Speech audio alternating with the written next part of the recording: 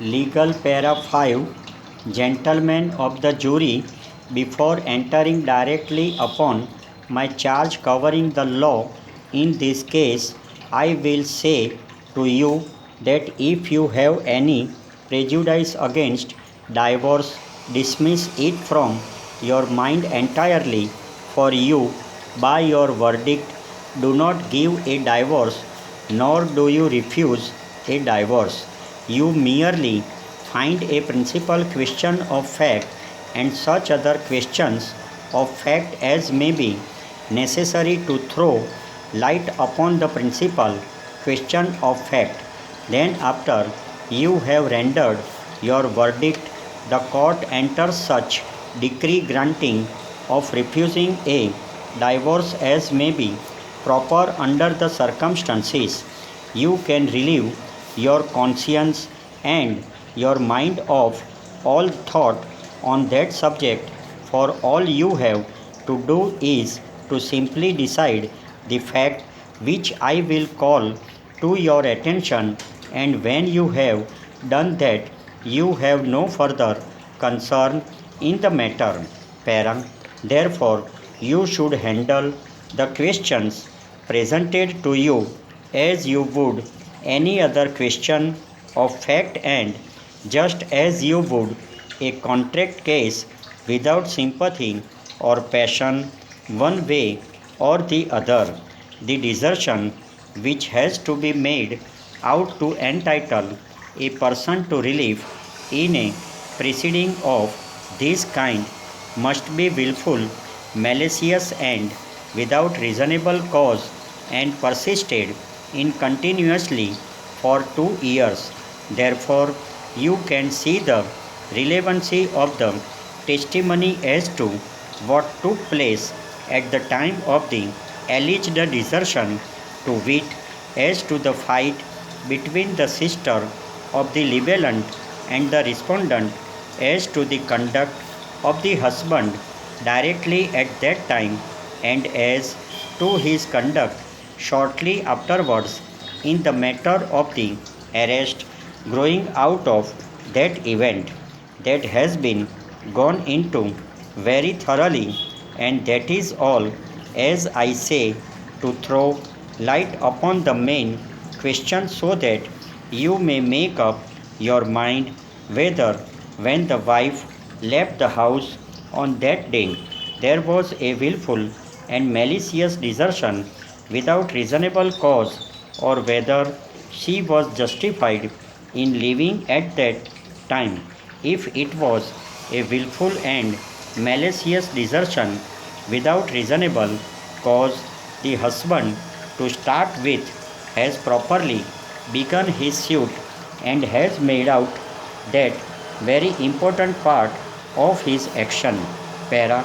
But if you draw the conclusion at the starting point that it was not a wilful and malicious desertion without reasonable cause, but that, on the contrary, the husband had been guilty of cruel treatment, and if the wife, under all the circumstances that have been detailed to you as to what occurred on that day and before that day, and considering the conduct of the husband immediately after that day, as possibly throwing aside light on what happened on that day, was justified in leaving him because of his cruel treatment, then there was no desertion on her part at that time.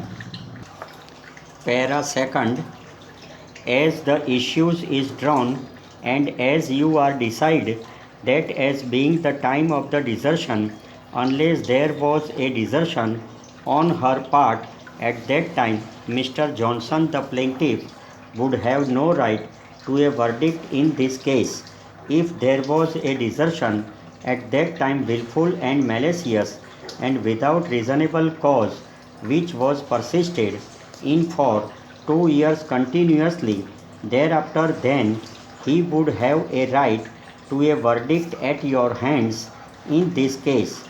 There was a great deal of testimony covering a long series of years since that time, but that is all of value only in the same way to enable you to decide the main issue. That is, was the libellant's conduct from that time on, as you can draw it from the testimony, consistent with the allegation, in this case, wise, the belief on his part that there had been a wilful and malicious desertion on the part of his wife, or was it not consistent with that belief? Para, if it seems to be consistent with that belief, it helps you to look at the case in one way. If it seems to be consistent with that belief, it helps you to look at the case in another way. I am not going to review all of the testimony in the case for the reason that I do not think it is necessary to do so. The case was presented to you ably by trained counsel, and it has been argued to you, and they have given you their view of the testimony. Para, in addition to that, you listened to it very attentively. It was repeated in its main point by several witnesses on both sides, and the cross examination brought out view of the other side as to it. After all is said and done, you are judges of the testimony. It is for you to say whom you will believe. It is not for me to say whom you will believe. It is for you to say just exactly how much belief you will put in any testimony that is given to you, and how much of the testimony you will put aside as not worthy of your belief. It is for you to say what deduction you will make from the testimony and what inferences you will draw from it. Para, I may be obliged in the course of this charge to refer to points of the testimony, but if I say anything as to the facts which is not in accordance with your recollection, you will take your own recollection and not mine. I want to leave the fact entirely with you, because, as I say, they are for you to decide. You take the law from me and the facts from the witnesses in making up your mind. Oval, total words 956.